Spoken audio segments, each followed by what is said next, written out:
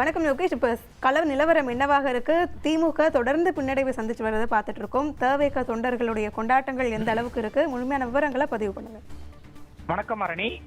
சென்னையை பொறுத்தவரை 14 தொகுதிகளில் தமிழக வெற்றி கழகமானது முன்னிலை வகித்து வருகிறது. அது மட்டும் இல்லாமல் சென்னை சேப்பாக்கத்தை பொறுத்தவரை துணை முதலமைச்சர் உதயநிதி ஸ்டாலின் 11 மணிக்கு முன்னால் பின்னடைவில் இருக்கிறார். இப்பொழுது அவர் முன்னிலையில் இருக்கிறார்.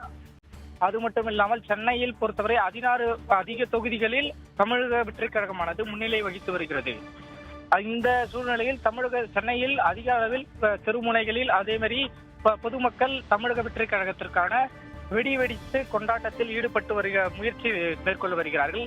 சென்னையில் உள்ள நீலாங்கரை அவரது இல்லத்தில் காவல்துறை மற்றும் துணை ராணுவ படையினர் அதிக அளவில் குவித்து வைக்கப்பட்டிருக்கிறார்கள்.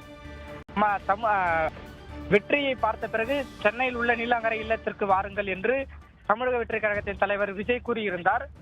அதனைத் தொடர்ந்து இன்று வெளிவரும் இந்த தேர்தல் முடிவுகளில் அதிக அளவிலான தொகுதிகளில் தமிழக வெற்றி கழகம் முன்னிலை வகித்து வருகிறது. இதனால் அந்த இடத்தில் அதிக பாதுகாப்பு முன்னெச்சரிக்கையானது செய்யப்பட்டிருக்கிறது.